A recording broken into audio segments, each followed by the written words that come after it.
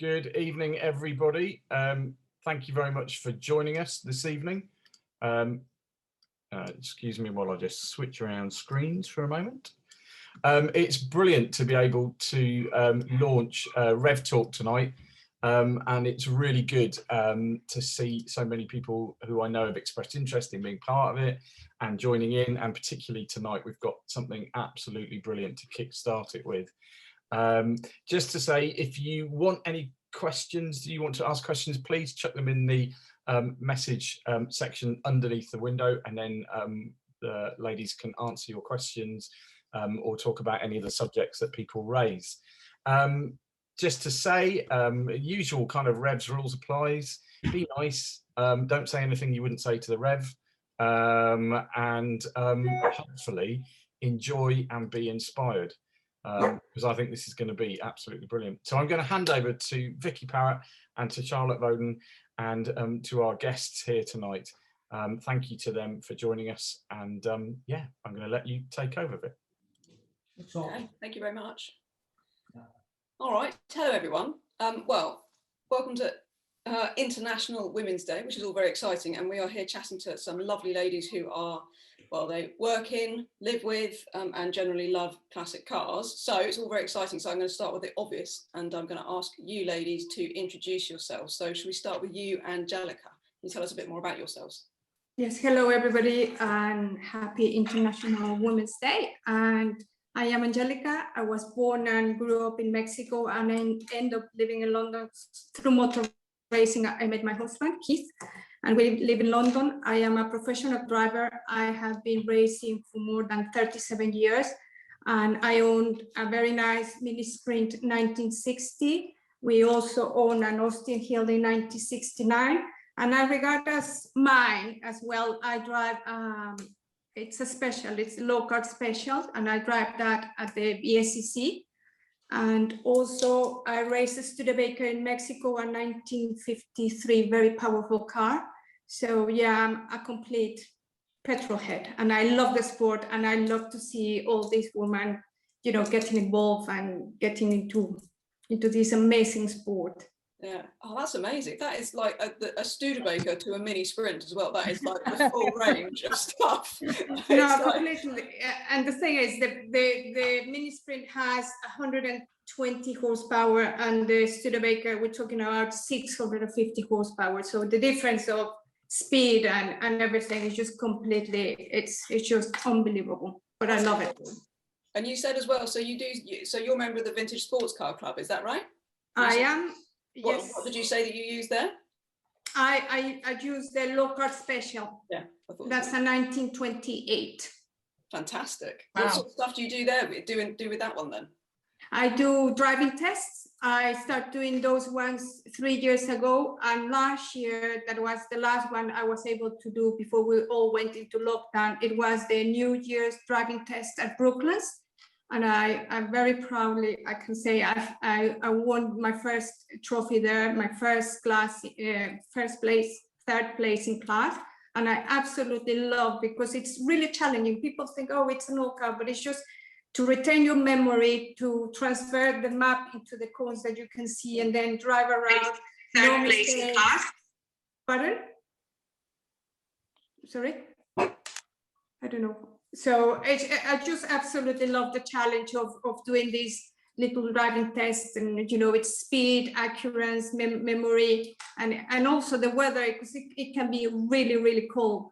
But no, I absolutely love the driving tests. So hopefully I will be able to do 3 events this year. Oh, fantastic. That's really good. Yeah. All right. So Rachel, do you want to introduce yourself and let us know what you do? Yes, hi. I feel like I'm here representing the newcomers a little bit. Although I got into classics about 15 years ago, and 12 years ago got my first classic, which is an Alfa Giulia Sprint GT, which I absolutely love, and was lovingly built for me by my husband, and me doing a bit on the side, but not too much, not too much getting involved. So it actually runs really nicely. And then a couple of years ago, we started a Classic Engine Workshop, which is a company rebuilding engines. And I'm really getting you know, my hands dirty and sort of taken on a bit of an apprenticeship role with it all, and as well as obviously starting the business and not knowing anything about business when we started. So, but it's going really well, and you know, it seems like quite an accomplishment now. Oh, but good for you. And I remember you, because you were very generous and you gave me some answers for the article I wrote for Haggerty, which is one of the reasons that sort of inspired this chat, because we had so many women that responded to it. But all I asked for was women who were interested in or worked with or, you know, had stuff to do with classic cars. And we had such an amazing response, and you got back to me. And I know that you said that your happy place was the St Mary's Trophy at Goodwood Revival, which absolutely struck a chord with me, because it's me the same. So yeah, do you go there often then, every year if you can? Yeah, we haven't been for the last couple of years actually, just with, well, I suppose starting the business really, you know. You can't take time off.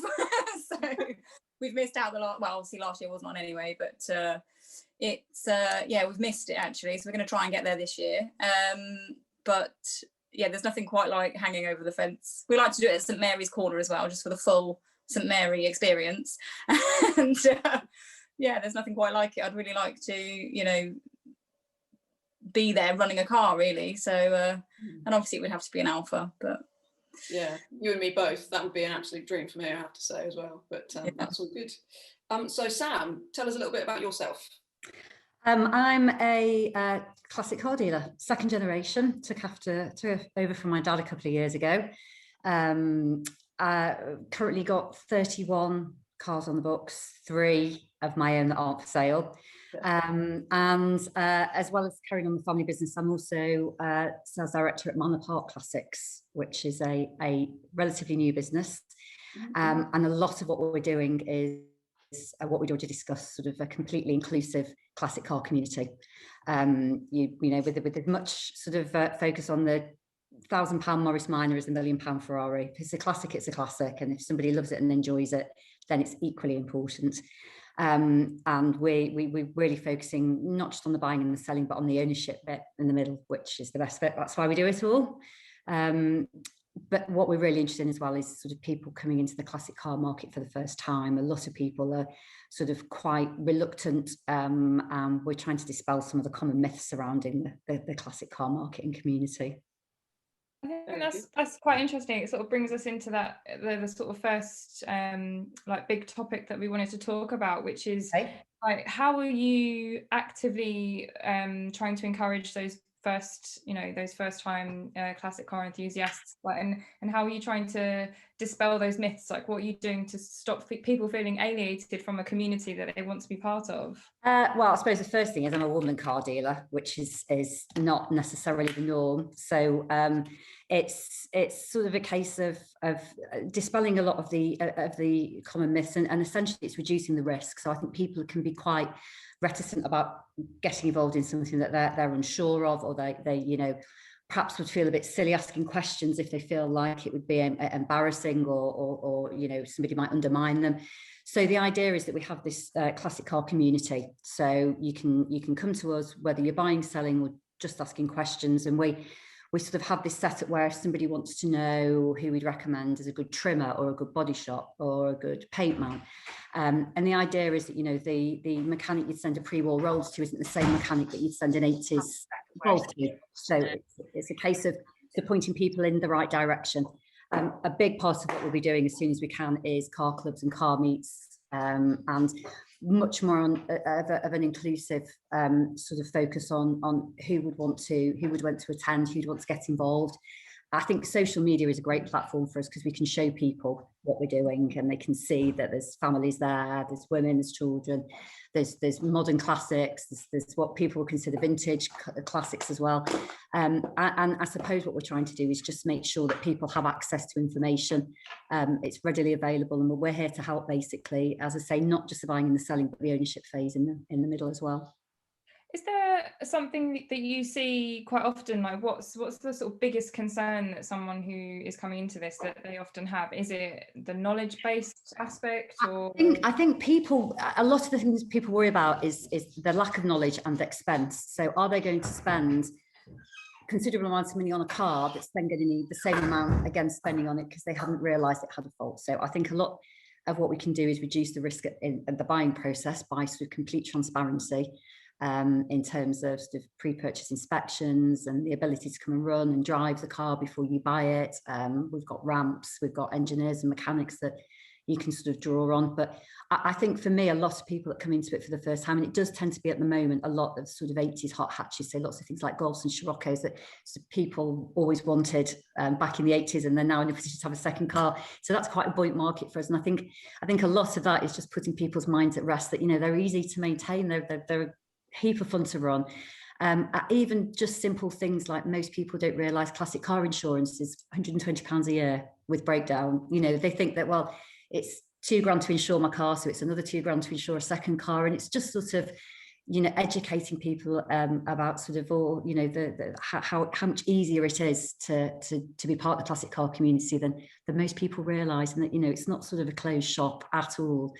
And especially with, you know, the sort of social distancing and the fact that people might be quite crowd averse for a while, that, you know, car meets and car runs and car clubs is a great way to be part of a community. And how about you, Angelica? How do you think we can kind of promote classics and encourage people who are nervous about, you know, going to car shows and things, or race meets and things? How do you think we can encourage them to feel less alienated?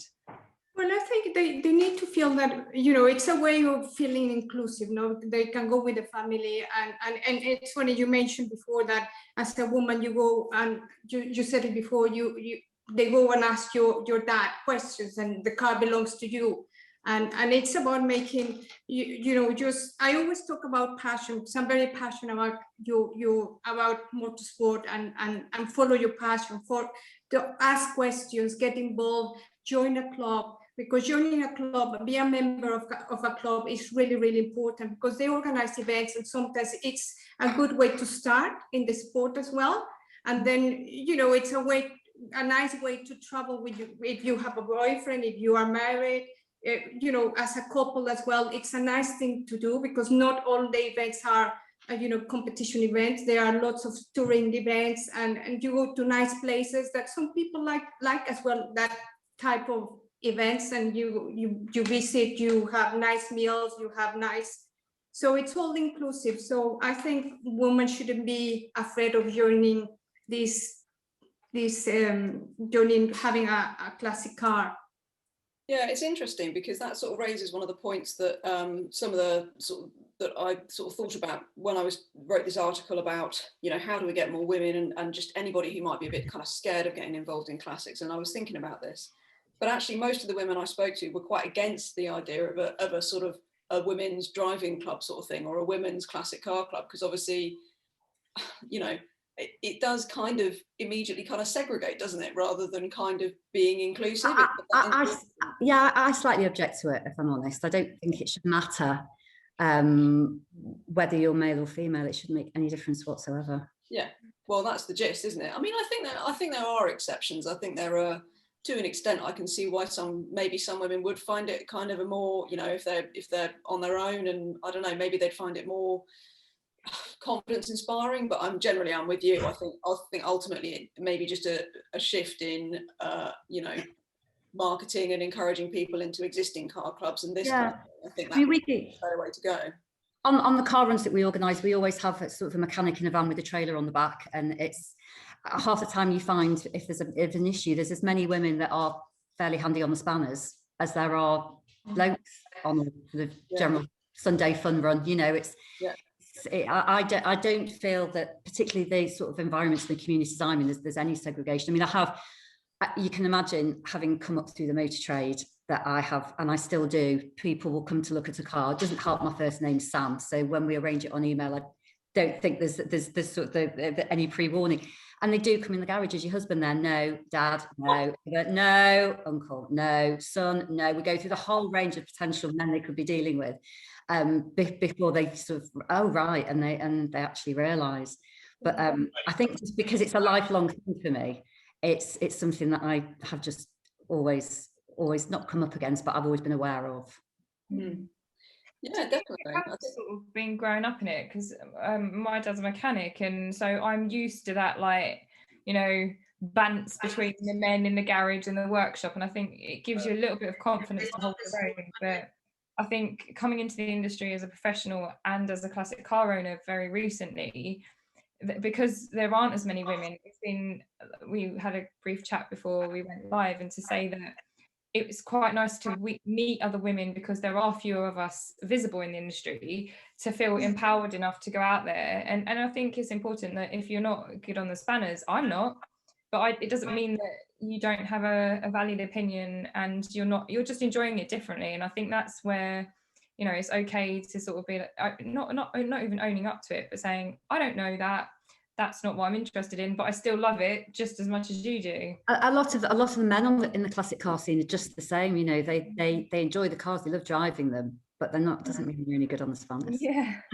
I think a lot of women are intimidated on the practicality side of it, with physically, you know, if you've got a problem with the car, or even, you know, you need it servicing or anything, and you take it into a garage, that can be a really intimidating environment. If you're not, you know, if you don't have a bit of background knowledge, you do just feel like you're being taken a bit advantage of in a lot of cases, you know, and it's not really a welcoming place to be in a lot of cases. And actually, when we started our business and we got our unit up and running, one of the things I said to Rod was I really wanted it to be a welcoming environment. And, you know, when you go through the door, there's a clear sort of place to be, and somebody there to greet you, and you're not just sort of left there standing saying, hello, can somebody come and rip me off now? Which, you know, I think a lot of women think is what's going to happen to them, you know, and that's not unfounded either, you know, in a lot of cases, you know, even going to get your car MOT'd, or you need this fixing and you need that fixing. And if you haven't got the gumption to stand up and say, well, can you explain what that is? You just open your wallet and hand over the money, really. I think there's a bit of an irony to that with classics, though, isn't there? Because in some respects, I think, in my experience, I think you're more likely to perhaps have problems with people taking the mick a bit with more modern cars. If you probably more with your everyday road car. Yeah, there's less passion, isn't there? You know, you need a bit of integrity as a classic car garage. Exactly that, and also with online, you know, forums and all of this stuff, the good garages that tend to get a really good loyal following, you can find them really, really easily, like the independent garages that specialise in particular marques and this kind of thing. Like my old Merc, there's so many brilliant independent garages that specialise in old Mercedes and stuff, and they're brilliant. Whereas if you've just got a sort of, you know, if you're somebody who knows nothing about cars and you've got a 9-year-old Focus that you just need something doing to, I think you're probably in sort of hotter waters to an extent. But I think that it's perhaps a barrier, though, to somebody thinking about, oh, you know, I've got an interest in cars and I'm going to get one. You know, they don't necessarily know they're going to go see someone like Sam or us and get that service. You know, they're intimidated about, oh God, it's going to go wrong all the time, and I'm going to have to deal with, you know, men and boobs calendars, and I don't want to be involved with it. You know, and I think it's generally putting, and that's what we need to try and change, you know. But I think that in general, the events side of things is becoming much more family friendly and inclusive. I think it's worth saying that I think the industry as a whole is getting a bit better, isn't it? Because it's the events as well. But actually, I think partly because, I mean, although the internet obviously has got some real downsides to it, because you can sort of fall down a bit of a wormhole in that respect as well. But I think because there's such a huge amount of support for older cars, like I said, you can get your forums and stuff for almost any old car. Yeah. And people are so willing to help you out, no matter what level of expertise you might be. So I completely agree. I think you're right. There are a lot of women who are, and I would say, you know, as you say, men who might not be good at, you know, they might not be good with the spanners themselves. They might be worried about getting a classic or whatever because they're worried about not being able to do the work themselves and not knowing what's going on.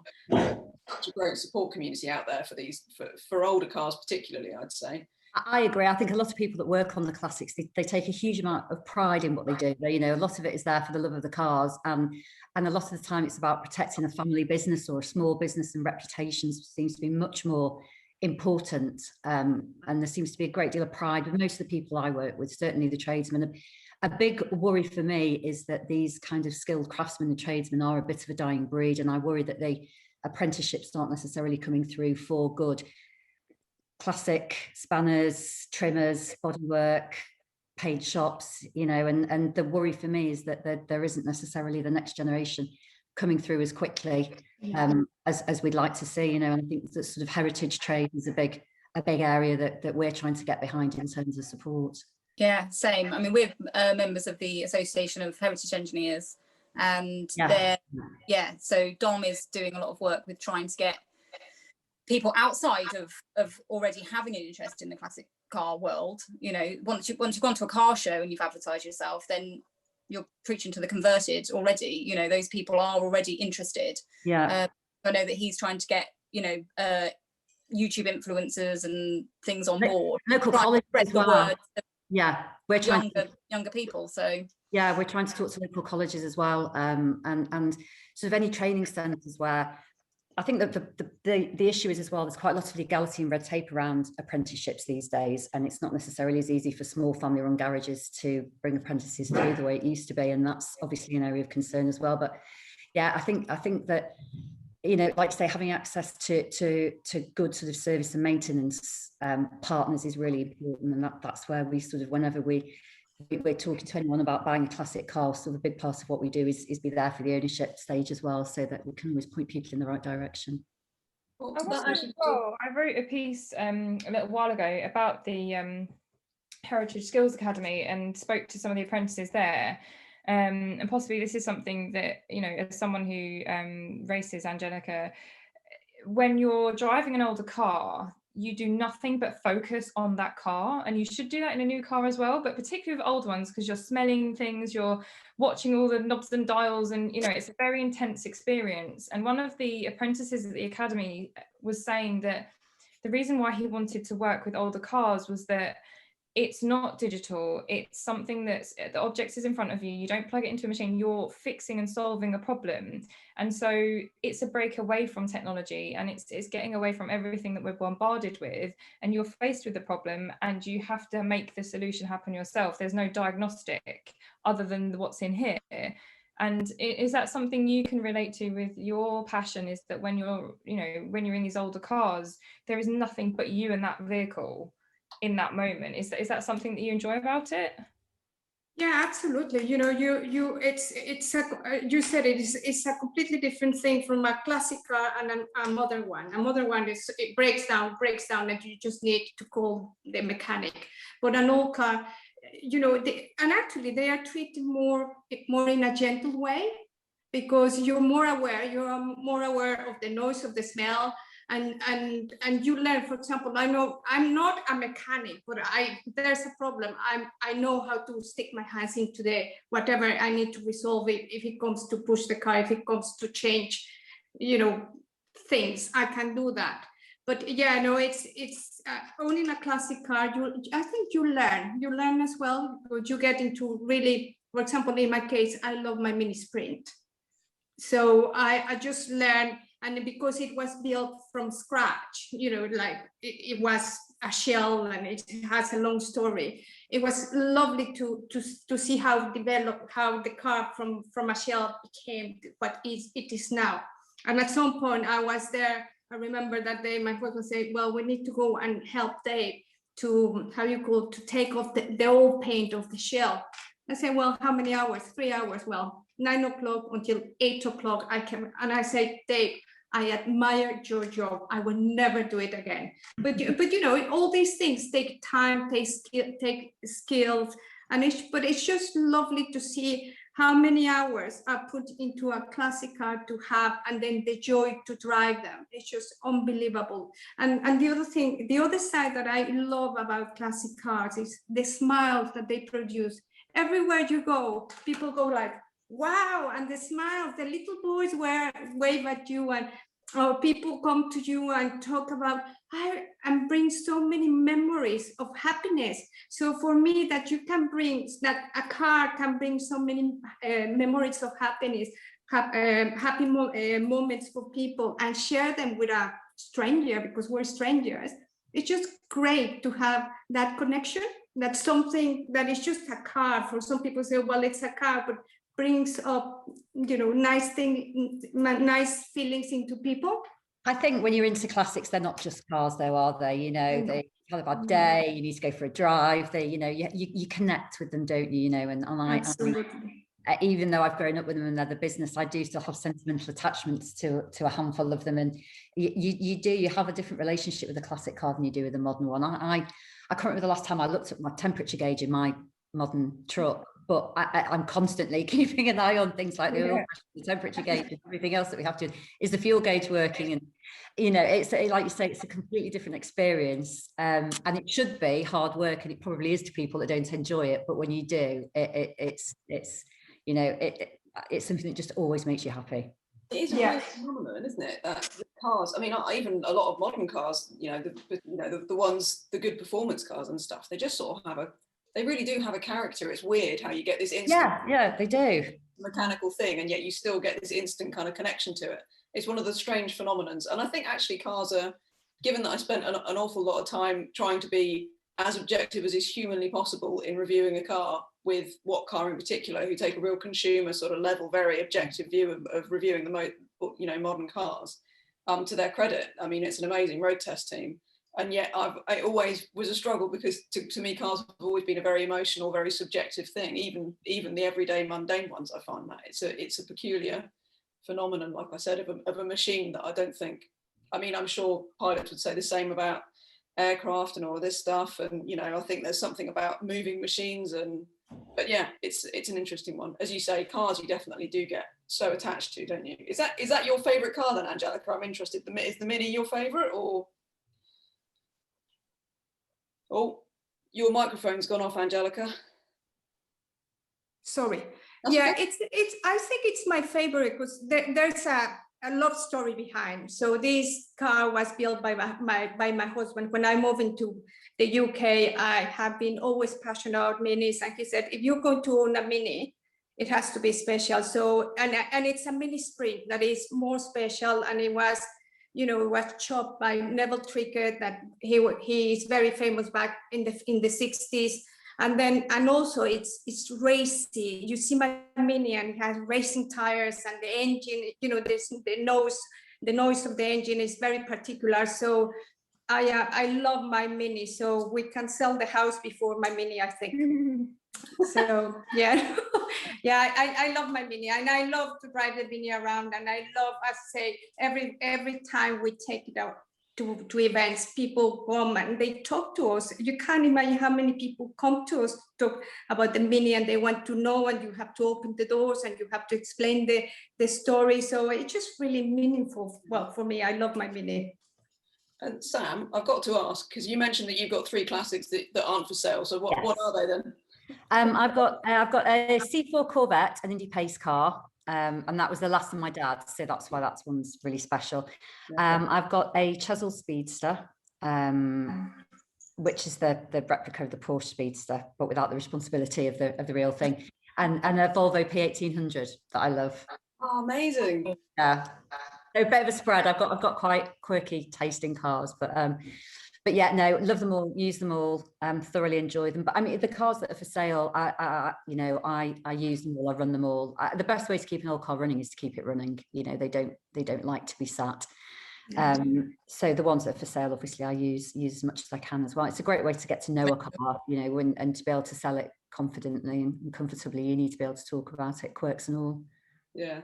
And you just mentioned, these cars are meant to be run.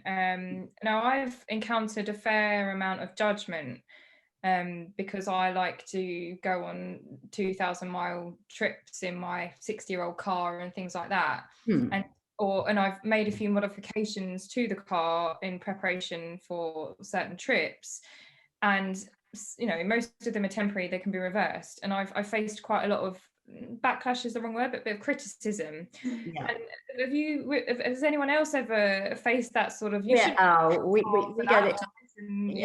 We get it all the time. There's the argument between keep the mileage down to maintain the value, or use it and enjoy it at the risk of devaluing the car.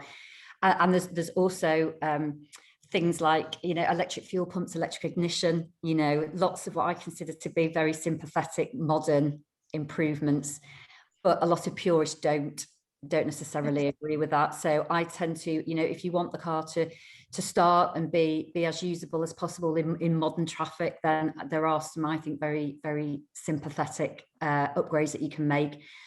But what I will always do is make sure that anything I replace, I keep. And if somebody, particularly that's more of a purist, would prefer it as original, then I will happily swap it back before they take delivery of the car. But yeah, they're the two arguments that you know, for and against. You know, if you've got a low mileage car, do you really want to keep it a low mileage car, or, you know, at the risk of run it and then we'll rebuild the engine for you? Just I mean, what you know, what we say is run it and enjoy it. Do 1,000 miles a year. You know, go have fun with it on dry days and high days, and you know, if you're worried about your investment in terms of keeping the mileage low, then just manage it. You know, because every year you can manage how much mileage you put on. But yeah, I completely agree. There's absolutely, you know, it's an engine. There's nothing that can't be sorted out, nothing that can't be fabricated or retrofitted. As long as we keep the heritage engineering going. Well, there's an argument for that, isn't there? There's an argument for. I mean, we do quite lots of classic American cars, and we quite often find that we have to fabricate parts. Yeah. Because you just can't get hold of them anymore, and again, you know, I'm quite happily sort of send that business around the industry and you know, keep, as long as it stays buoyant and there's a reason for people to train and keep coming through, then they will, hopefully. Absolutely, yeah. We've upset a few purists in the Bristol world by we've got a Bristol 410, which is not. I had a 406 and I got in a lot of trouble for putting an electric ignition on it and a fuel pump. We haven't been to a Bristol meet for a while now. The first thing we did was, you know, take the bumpers off, take all the bits off. I'm halfway through currently stripping all the paint off so we can run it in bare aluminium. We're going for that bit of a, you know, an outlaw look, and I'd really like ultimately to do some endurance rallying in it. So it's got to be hot, not what you would expect from a 410. Yeah, I was going to say Bristols are one make where I find that the usual customer wants them as original as possible. Yeah, so they say we haven't been too involved in that owners club recently because we're not doing what they would all like and keeping it standard, but it's, you know, it's our car and it's up to us what we do with it, and I think up to everyone, you know, as you say, if you keep the bits, you can bolt them back on again, it can be resprayed, everything can go back with enough of a restoration. I'd rather really, they're made to be enjoyed. I was going to say, I'd rather see them being used and enjoyed. Yeah. Agreed. I think what you're doing with the Bristol sounds fantastic. And can we see pictures? When it's finished, someone's looking for a test drive down here. Yeah, exactly. That sounds like the best thing to do with it. So just still got some work to go yet. Yeah, it's gonna be awesome.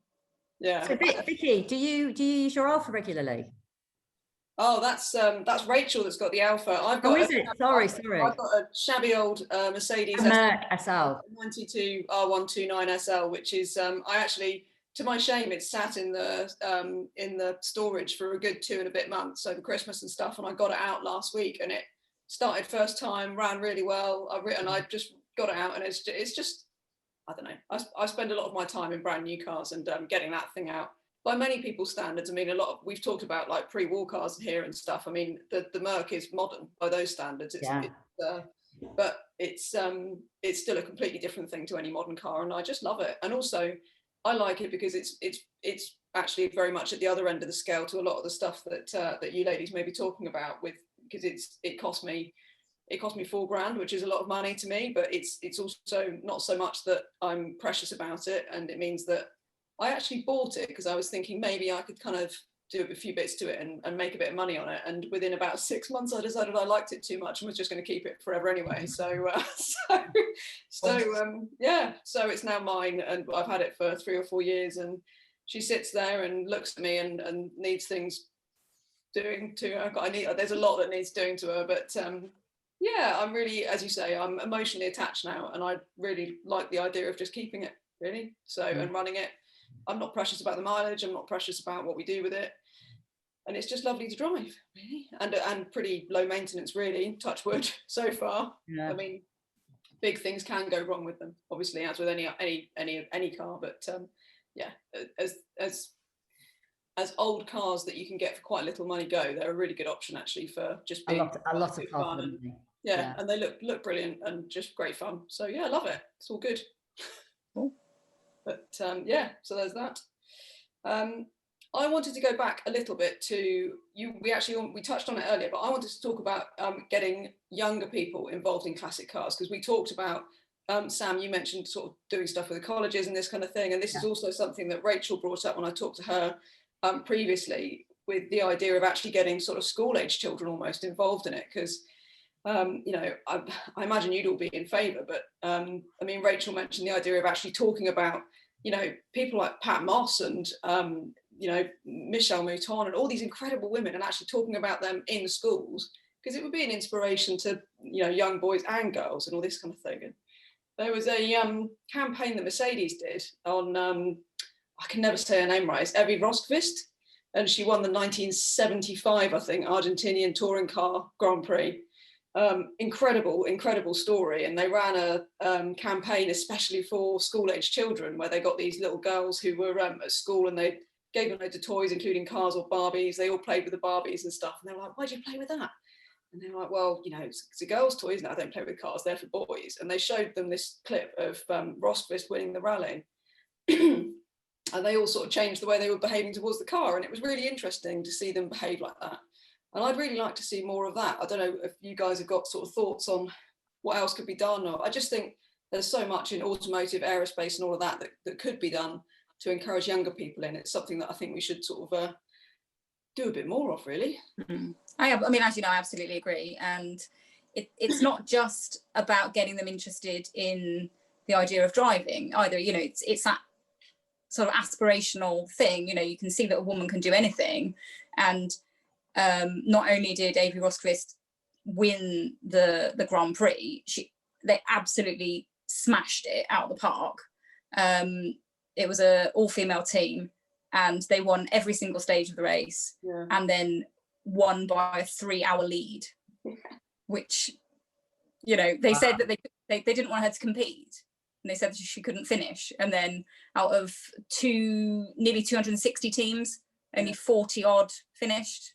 You know, she came in 3 hours in the lead, which is just ridiculous. Giving that kind of, you know, inspiration to children shows not only could you be a driver or a navigator or an engineer, you can be anything you want to be, you know, if you put your mind to it. You know, nobody's saying, oh, you can do anything and just have a pipe dream, but if you really try, you know, you really can do most things.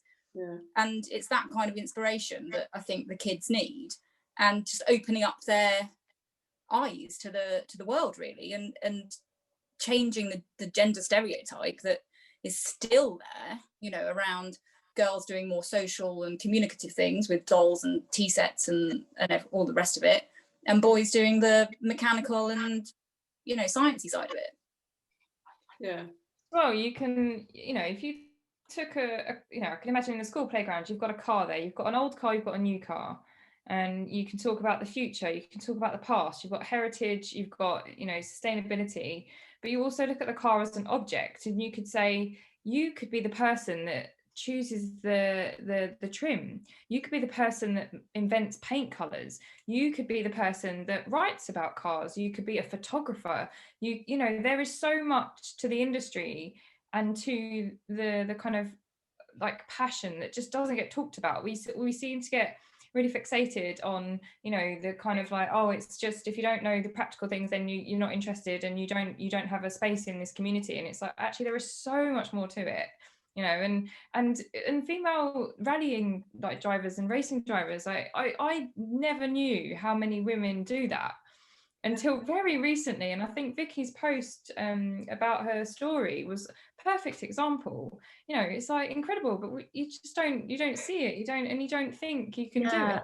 I would love to see it being sort of brought to the forefront and on sort of the public awareness, even things like social media, you know, stories about these amazing women, sort of past and present, and, you know, maybe less Love Island and more female rally drivers for our young girls. I've got my daughters are 10 and 12. And just in terms of role models and showing them the possibilities, I do worry about sort of the media having a lot to answer for in terms of not necessarily bringing it as, you know, to the forefront the way I would like to see it. And you know, there are so many incredible role models, as I say, past and present, that really we probably ought to be celebrating and shouting about a little bit more. And you know, maybe social media is a good platform to start that with. Yeah. I mean, I suppose if you want to get the young kids engaged, you need to take it to their level. You know, somebody needs to be TikToking about classic cars, because that's what they're all obsessed with, isn't it? My kids did set me up with a TikTok account for the car business, and then how's that going? I did a Golf GTI and an XR3i drive off in a car park, and I put Frankie Goes to Hollywood 2 Tribes on, and my kids just rolled their eyes and wandered off. They got bored. It is hard, like pitching it at the right level.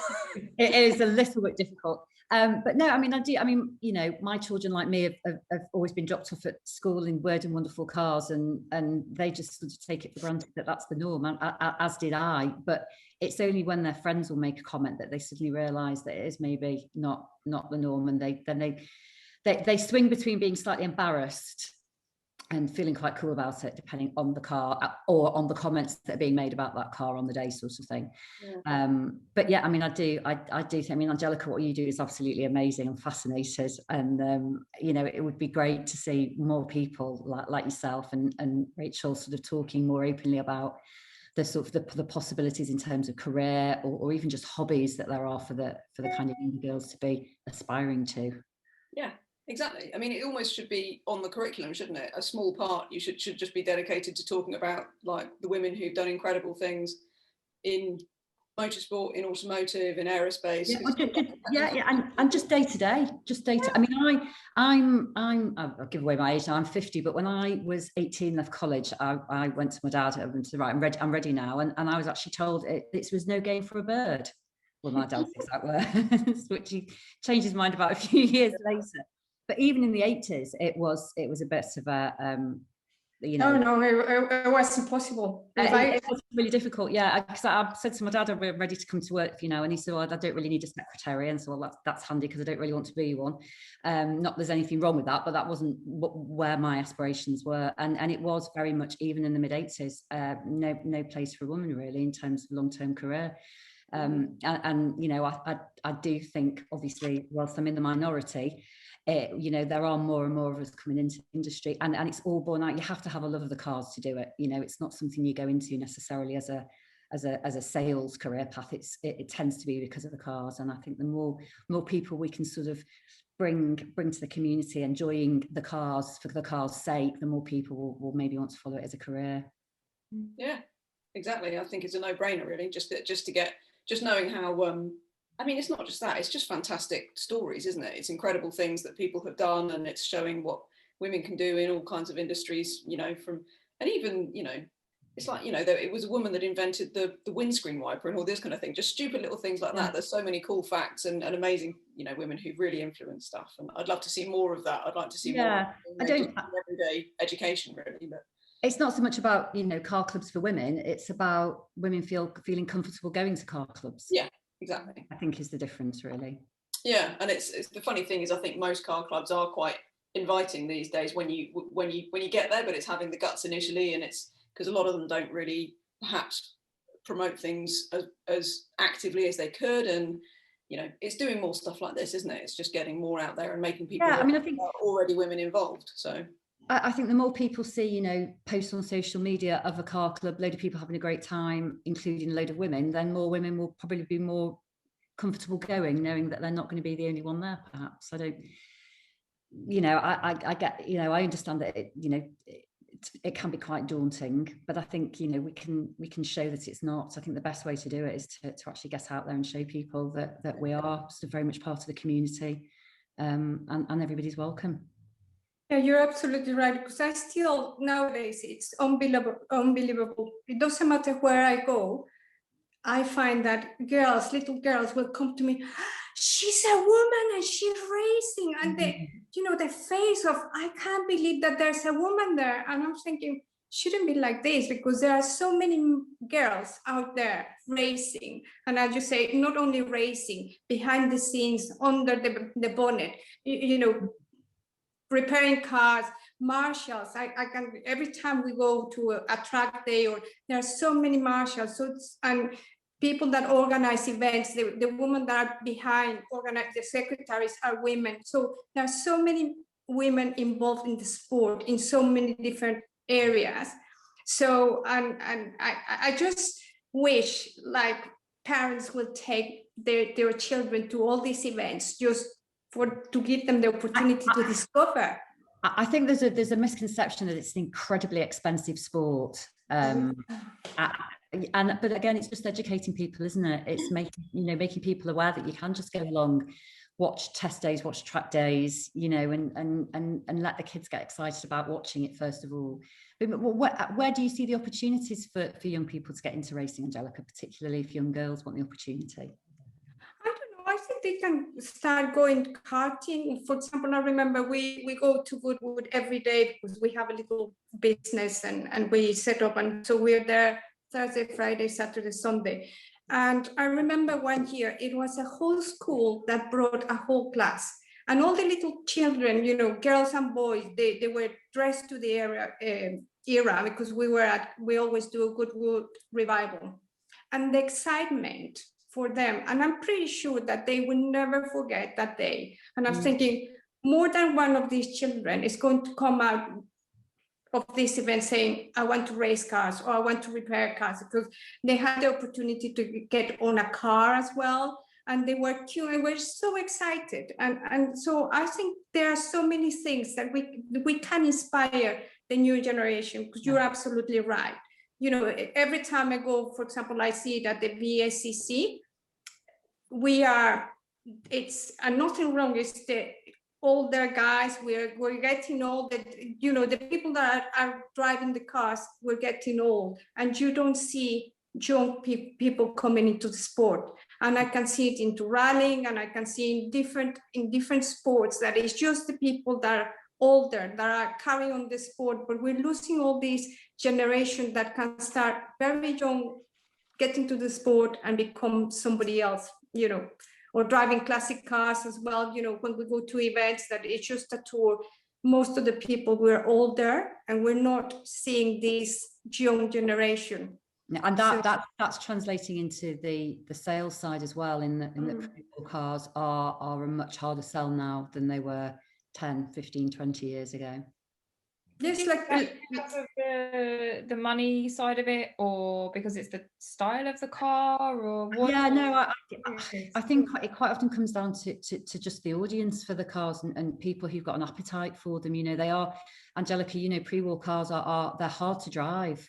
They really are, and that it's a great, half of them are just hard to start. The starting sequence is mind-blowingly complicated, but and I think it would be a very daunting sector of the industry to get in without sort of somebody already being in there that sort of shows you and teaches you. And I don't think that most people will think out of the blue, oh, I'd love a Mark II Golf GTI, but nobody sort of thinks out of the blue, oh, I'd love a pre-war Vauxhall, beautiful 3098 at Manor Park, and it's parked next to a Lotus Carlton, and the amount of people that go straight to the Lotus Carlton to have a look around rather than, and the 3098 was the first production car that did 100 miles an hour. It's really sort of beautiful and historically significant car. But the Lotus Carlton is the one sort of that most people walk in of a certain age will go and have a look at first. Yeah. But it's how you sort of maintain that interest in the pre-war and vintage cars. I think there's still a lot of culture in this country about pre-war, and there's a lot of passion. So when I do the driving, the amount of people that come and watch. Well, look at the London to Brighton. I mean that. Well, we have a London to Brighton car, and let me tell you, that car is really scary. I don't drive that car because it's so basic. It doesn't have steering. It has a tiller. It's a 1904 Buckboard, and it's an American car, and but the amount of people that come out to wave and it's unbelievable, because we start about 500 cars and they fly cars from around the world. So I think it's wonderful that London hosts or owns this lovely event that only happens in London. And it's the dream for a lot of people that live abroad to come and race the London to Brighton. Yeah, it's the dream. So and it's a really important event internationally for the pre-war market. Absolutely, and I think it's the second oldest event that has been running since I can't remember, until last year. It was the first year that got cancelled. Yeah. So no, there's lots of, and for example, as I said before, I don't own the low-carb special, but I'm very lucky that the owner, Colin Roger, allows me to drive, and he's lovely because he does all the repair. He's an engineer, he's retired, and he fixed the car for me, and we just go pick it up. I go and drive it around, and then we take it back. But I think there are still opportunities out there if people want to, meeting friends. And I have another friend that he invites a friend, so they double enter the car. So he allows his friend, that is a girl, to drive the car as well on the driving test. So there are still opportunities out there. If you know the right person, you will have the opportunity to get into what you want to do. I think part of it is that kind of visibility, which sort of brings me on to one of the questions I was quite intrigued to ask is, what is the best road you've all driven a classic car on? What were you in? And how did the car cope with it? Because you've mentioned that kids see that, is what kind of roads do you want to be seen on in your cars, and what are the best ones that you've driven? Gosh, anything without potholes, really, to be fair. Where are they? The roads that drive me mad, as opposed to the actual road itself. Any road you get on that's in good condition is a joy to drive on at the moment. With no rain. If it's a classic, with no rain. Dry and no potholes. That's it. That's the dream road. Yeah. I think my favourite road. I mean, I've done a lot of driving in the Alpha. Not so much in the Bristol because it smells men still, but the Alpha I've driven a lot, and still my favourite road is the one between my house and the next town where my mum lives, because I know the road so well. It's a lovely road, it's quite smooth, open bends and leafy and gorgeous, English countryside. But I think just because I know it so well, I can drive it really well, and I haven't ever broken down on it, but it's close enough to home that it wouldn't be a trauma if I did. It's not always the big roads, is it? No. I was going to say, it's not always the kind of the big spectacular roads, the favourite ones. So my late grandfather used to take me about 2 miles from his house, just a straight road in Cambridgeshire, and it took us to a pub. We'd have a lemonade and we'd come back again, and that is forever going to be my favourite road. So it's not always about big turns and vistas that are incredible. It's pothole free, close to home, so if you break down you've not got far to go. It's not always the big story, is it? It's just about the enjoyment of the car and where you are. Yeah, I just think sometimes if the weather's right and it's just a Sunday, you've got a couple of hours spare and a car that you love driving, then that doesn't really matter what road you're on, I don't think. Yeah, I think sometimes it's who you're with as well, and I've got fond memories of driving down my particular favourite road to at the end of the road is Chateau Impney, where they used to run the hill climb, and that's recently been cancelled forever, not just COVID cancelled. And driving to and from there with in a convoy with the Bristol and my friend and his Porsche and various things. It's just lovely to get out all together. You're quite a spectacle then, aren't you, when you're it's that community spirit again, isn't it? As well as there being the safety in numbers again if anything goes wrong. But we really enjoyed that Impney Hill Climb, and it was a real shame when they said that they weren't doing it anymore. And what was particularly nice about it was that it was a real family friendly event, you know, with loads of stuff on for kids, and our kids used to love going with us, and it was one of those ones that you know, you knew there wasn't going to be any whinging from them. There was enough to keep them engaged, which I think is what you need from an event if you want your kids to be involved, you know, and to get that passion. So it's a real sad loss, really. Yeah, the thing about motor racing as well, before we, you know, it was easier to approach the cars, it was easy to get closer, and now because of all the health and safety things, it's harder to approach who is driving the driver or the co-driver, you know, talking about competition. Classic events, you know, when it's not competition, is more relaxed, but yeah. Yeah, no, I have to agree. I think there is an aspect nowadays where a lot of people, before they even get to the point of joining, they're worried about getting the necessary licenses and all of this stuff and all that kind of thing.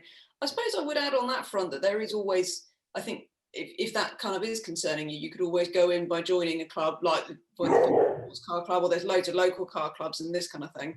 And, you know, just start by being a marshal or something and get in that way, and then you can sort of work your way up. And I think I spoke to a lady, Tanya Brown, who I've seen has commented on the Facebook a few times as well.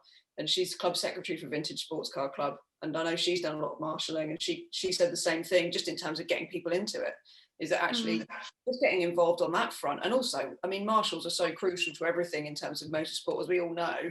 To my shame, I've never done it, but I've often thought that I'd quite like to have a go. I know it's exhausting. I've got friends that do it, and it's always like, they love it, and they always come back absolutely exhausted. Yeah. So I think there are avenues in, because you're right. I mean, I think I've got my arts license and I've done a bit of racing, but I would be intimidated if I hadn't had the sort of foot up through the industry that I've had, and because I've had a lot of experience on track and stuff. I think without that, I would have been probably too intimidated to try some of the stuff I've done, much as I would have wanted to. But yeah, you're right. I think that sort of health and safety aspect and all that kind of thing. I'm going to go back to the question about the best road, because I'm going to go down the sweeping vistas and and all of that stuff, because I did a very memorable photo shoot for Autocar with an original Escort Mexico, which to this day is one of my favourite cars I've driven, because it's just simple, isn't it? There's just not much to it, but there's just such a beautiful, it's just the right size, just the right amount of power. It's just really kind of, it's kind of got that reputation for a reason. And I was driving it through the Elan Valley in North Wales. Just amazing, just so wonderful. It was just such a memorable day, and I was like, one of those proper moments where I was like, I can't believe I'm being paid for this. This is ridiculous. It's just kind of yeah, really wonderful. So I liked that. And they had a Lotus Carlton the same day. I was driving a Lotus Carlton, and I think there must have been something a bit dodgy with the steering, because I have to say I wasn't taken with it. I thought it was you were just constantly kind of like the play in the steering. And I've never got to the bottom of whether that was normal or whether that was just a slightly... No, they don't normally. The one we really but, I mean, really good, great engine. But yeah, that was a really lovely day. I was thinking about that question, and I was like, I'm definitely gonna peg the Escort Mexico in North Wales. Just what a day that was. Really, really wonderful. But yeah, I suppose on that note, it's worth asking a question about what's the worst trouble that you got into. You might have been really good and never had any problems, but what's the worst thing that's ever happened in a classic? Has anybody ever had any faux pas? No? Oh, loads, hundreds. Faux pas at breakdowns or whatever. Yeah, whatever. Fields, and I mean, there's a whole range of them. Yeah, I don't know. I suppose what you'd count as your kind of most amusing moment in a classic. Gosh, I'm not sure any of my faux pas have been amusing. I mean, I just go back to the 70s with them setting on fire, and yeah, an Alpha, first car is in set on fire was my mum's Alpha. But there's just all sorts of, arriving everywhere at the back end of a tow rope, and sort of having to call for help. But in the pre-mobile phone days, where you just had to sit on the motorway or walk for an orange box because you'd run out of petrol, because just chancing with petrol is probably my biggest faux pas over the years. Yeah. Oh, I had an instance on the M25. I got stuck. So this is my 60-year-old car. Got stuck in traffic, and it was one of those situations where there were no smaller roads to go. The whole area was just traffic jam, and the car was just losing power. I managed to get off the road and then propelled myself out of the car because I opened the door. A water bottle flew out into the traffic. I threw myself after it, bruised both my elbows. And I think the thing is, I still get frightened by my car. I don't know if this is something other people experience, but because I don't know what's going wrong, what's causing the problem, I think I've broken the car and it's going to explode. And it's sort of, and that was one of the most frightening experiences, being stuck on the M25 where there's no lights, it's 8 o'clock at night, winter, wet, cold, and then I've had that. Alternator's gone, no lights, no wipers. Yeah, I didn't understand. Yeah, and it was terrifying. And it's just, but the thing is, it's like you always learn from those experiences, but at the time it feels like the end of the world. And I think again, that's one of those things. It's like if we talk about that kind of aspect more, it's like you're not the only person that this has happened to. It's okay, babes. Like, you know, you're gonna be all right. The car's gonna come out the other side of this, but just don't throw yourself into the traffic on the M25 face forward again. Not a good idea. But you panic, and I think that's one of the things when things go wrong. Sometimes your natural instinct is just to panic. Not great, but you know, still here. So's the car, so we're all right. Yeah. I had a really bad moment on the M25 as well, actually. I was taking the autocar had a fluorescent yellow, like glow in the dark yellow 309 GTI that properly turned into sort of a hill climb track car type thing. And I was taking it up to an evening track day, and the clutch went in like rush hour Friday afternoon traffic on the M25 in the outside lane. But it was just stop and start traffic, so I wasn't carrying enough momentum to get to the hard shoulder. So I ended up on the in the fast lane of the M25, like right up against the barrier. Yeah, and it was like, to be honest, it was just one of those things, and I was all right with it because I knew we were going to get rescued. But then somebody driving in the opposite direction yelled. I mean, don't forget fluorescent yellow with autocar emblazoned across this thing. And somebody driving in the opposite direction just yelled, "Women drivers!" I was so furious. I was literally jumping up and down in the middle of the M25, just going like. Anyway, I won't say what I said on here. I was very angry, but yeah, it was nonetheless probably one of my more well, it was memorable, that's for sure. It was a cool car, actually, I have to say. It was, but yeah, that was unfortunate, but it was quite amusing. Excuse me interrupting, but I'm the panicker as well, Charlotte. You know, I panic because I'm not a mechanic. I have an amazing gift, and that's the ability to cross-thread anything. And I seem to do it with unfailing regularity. So I don't have a clue. And when I'm driving Wilbur and there's a noise going on, my first thing I think is he's either going to explode and I'm going to die in a big fireball, or it's fire, isn't it? Fire. Yeah, it is. It's always fire. You know, why is it not water or something? But no, it's always fire. But I you know, I'm a panicker too. But yeah, there are times where I've kind of stopped on the motorway and thought, you know, actually, it just have been easier if I didn't get up this morning, really. You know, but I guess that's part of the journey on it, isn't it? Really, or is it? I don't know. I think being a car dealer's daughter, I spent quite a lot of time being the rescuer. So I was normally the one that was driving with the tow rope and the jerry can and the jump pack and that sort of thing. So maybe I panic slightly less because I've spent as much time coming to the rescue. So maybe you're the person, Sam, to be broken down with. Yeah, because I've been in enough that have set on fire and I've not died, so I don't worry about that. I'm going to get you on speed dial. I think my dad would enjoy that rather than me calling him all the time. I'll call you instead. Sam, I'm intrigued. When you said that the first car you were in that set on fire was an Alpha, how many times has this happened to you? Do you know what? I probably, when I was probably a dozen-ish. Oh my God, what? It was mostly. I'm not going in the car. It was mostly. She's not my ideal passenger. No. It was mostly in the 70s, and it was usually my mum's Alphas.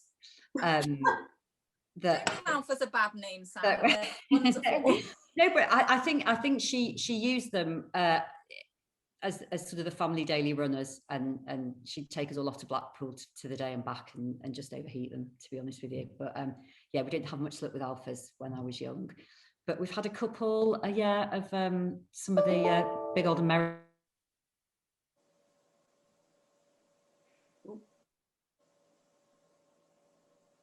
She disappeared. I think she's frozen. Are you still there, Sam? She started talking about alphas. That's what it was. Yeah. Yes. I was actually. Have we got time for me to ask a very quick question, Adam? Or yeah, no, go for it. Sorry, I kind of came in just because I thought, well, I'll be around just if I'm needed to shut anything down. But I'm quite happy to disappear off again if you want to carry on talking. I don't no, join us. Just stay with us. Why not? I was an incredibly cliched question, but I wanted to ask you guys what's the next classic that you aspire to own, or if that's not such a thing, then what's the next kind of event? What's the next thing that you want to do? What are you kind of aiming for at the moment? Any event would be nice at the moment, to be honest. Excluding COVID and all of that, obviously, like just going to the pub. I know that's kind of the event that we're all aspiring to at the moment, but outside of that.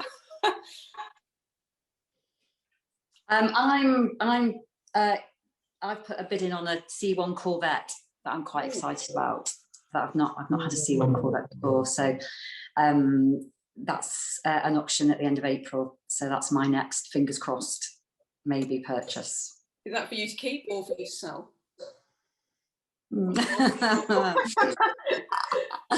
I'm a bit of a collector, cleverly disguised as a dealer. I'd probably run it for the summer, and then make my mind up. Angelica, have you got any events or cars that you're kind of aiming for at the moment? Well, events, everything is, well, I might be going to the Moderna Centauro in June in Italy to race that one. And I'm not sure in which car, because I don't know, the driver haven't decided. And I don't know, I'm between a Porsche or what do I like? Well, the thing is, I like any classic car, to be honest. But I think we have enough at the moment, so I think we're just waiting. Yeah. Our events calendar is looking much more work orientated at the moment, and we're booking up events to exhibit at really. And I've just booked to go to the London Car Show in June, which will be interesting if it goes ahead. It's just booked for just after the whole lockdown thing is supposed to end, so we'll see, fingers crossed. But we're quite looking forward to that one, the first one really in the calendar for a long time. It's been such a sad year, hasn't it? Which is exactly why you set this up, obviously, but you can't really beat the physical events, can you? So well, no, but there's stuff to look forward to in the longer term. Like, what about your Bristol? You've got to get that going if you're going. Well, absolutely. Ultimate goal, realistic-ish, would be to do the Peking to Paris or something in it. But obviously, we'll have to. Wow, that'd be amazing. Get the business on a stable enough foot that we could take a month off, which sounds. Sounds ambitious right now, but I mean, that would be an absolute dream really, but that's what we're building the car for, long term. So I think it'll be a force to be reckoned with. How about you, Rev? I'd like the car I'd like is Rachel's Alpha, because I absolutely ring me after and we'll talk money. I work for the Church of England. I don't think we will talk money. I just love them. Always have loved them. I loved them when I was a designer. I loved the shape of them, and then when I left design, and it's the car that I would. One of the probably 5 cars I'd most like to drive, and I would probably use it to do. Either the Mille Miglia, because I've never done that, and that would be just amazing. I mean, it's Italy, my goodness, in an Alpha. How good can you get? Or I'd like to do the Monte Carlo again, which I did a couple of years ago with Charlotte and I's mutual friend, John Lomas from Blue Diamond. And it was actually when I met Charlotte for the first time, coming into Monaco, having just driven down the Col de Torini in a pre-war MG. And I would love to do it again. Just the sense of adventure, of that, what you were talking about earlier about community, that anybody could be there. It didn't matter what kind of car you had. Yeah, it was just one of those things that I think I will never ever forget. And yeah, I'd want to do it again, hands down. Yeah. What about you guys? Charlotte, what would you do? I want to go Southend. Not far. I want to go to Southend with my best mate, have a wimpy. Wimpy? Really? Yeah, because there's a wimpy bar down at Southend, and just, you know, when it's just what I want to do. It's something that we haven't been able to do for such a long time. And, you know, I'm going to have grand plans and big events and stuff like that, but I just want to do that. I want to get in the car, hope it doesn't break down, go and have a naff burger, you know, probably get attacked by a seagull and go in the arcades and come home again, you know, just something really silly, you know, that's literally what I want to do. When it comes to something when, you know, a wimpy in Southend is unattainable as to Everest Base Camp, isn't it? I mean, you've bookended it, but either way, you can't do it. Yeah.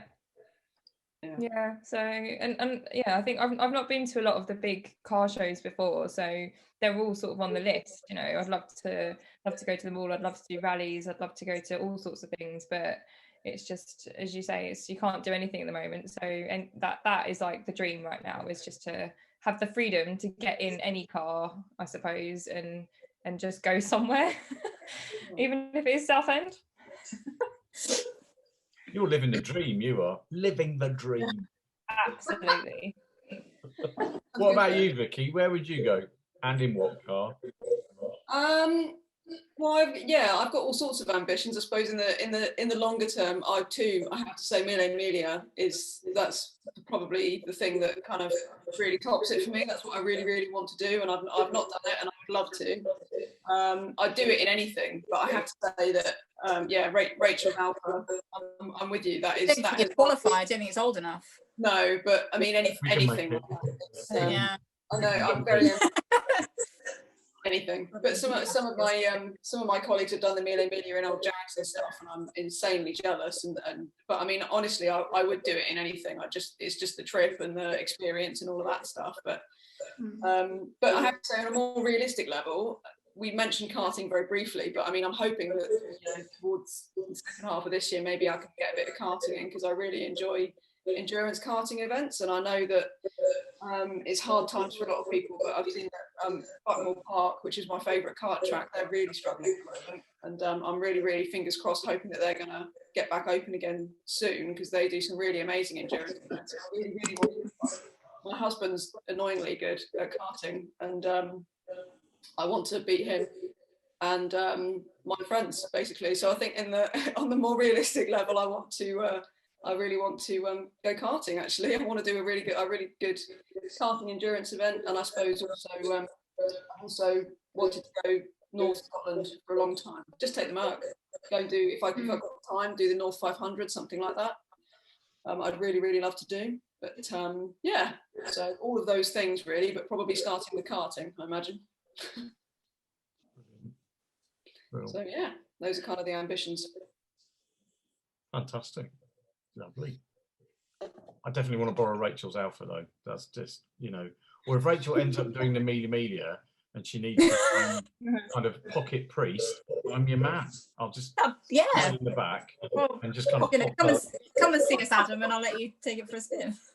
Well, I mean, it's interesting. One of the things I think that has been so good about tonight is hearing people's stories, which is one of the things that we're really passionate about here. And I think, but all of you mentioned it at some stage, this need to be inclusive communities. you know, whichever gender, whatever age, whatever your car passion, you know, there needs to be a place where people feel that they're part of a group, they're part of the community. And I think this has just illustrated it perfectly tonight. And it would be good to kind of follow up, maybe come and do a film at some stage at Rachel's or at Sam's, or kind of interview Angelica more, and because it's stuff like this, I think, that makes this community important and special. And I think hearing the stories of people is just brilliant, and knowing that in Charlotte and Vicky we've got two amazing storytellers as well, which is fantastic. Yeah, brilliant. Love it. Love it. Yeah. Sorry, I get very excited about stuff like this because I think it's just brilliant. And in lockdown we've needed it, and you know, it'd be great to keep telling your stories and to keep hearing from you. And I know that Charlotte and Vicky are going to be doing this on a regular basis for a bit, because you know, it's just fantastic to hear people's stories. So yeah, really excited by that. Thank you so much, all of you, all 1, 2, 3, 4, 5 of you. Yeah, it's just been incredible. Brilliant. Well, thank you for having me. No, thank you. Thanks very much. It's been fantastic. You've not heard the last of us. It was lovely to see you all. It's just the beginning. Yeah.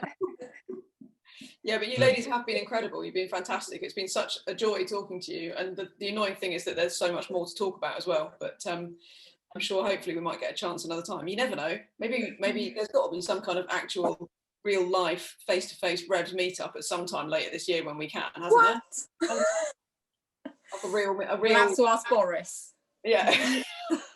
We are seriously on that point, Vic. We are thinking about what we do live in the next year or so, in this next year, and if that's going to happen, then it would be great to get you all involved with that, to be able to maybe do some kind of live interviews at some stage and talk to you a bit more about your stories, because I just think it's brilliant.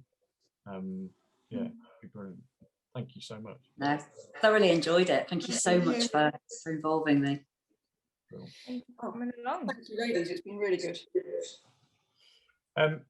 Folks, I think we're kind of coming to an end, but just to say that Vicky and Charlotte will be back, because they are going to do this on a regular basis. We're trying to work out what regular looks like, but it's just fantastic to hear these amazing stories. And I'm sure, like me, you'll agree that we could be in no better hands than Charlotte and Vicky in telling them. So massive thank you to you both as well. Please, folks, continue to join us. The REVTALK stuff will be advertised, and it won't be too long before the next one's coming. And thank you very, very much. Thank you to all you as well for joining us. Good night. Thank you. No, thank you.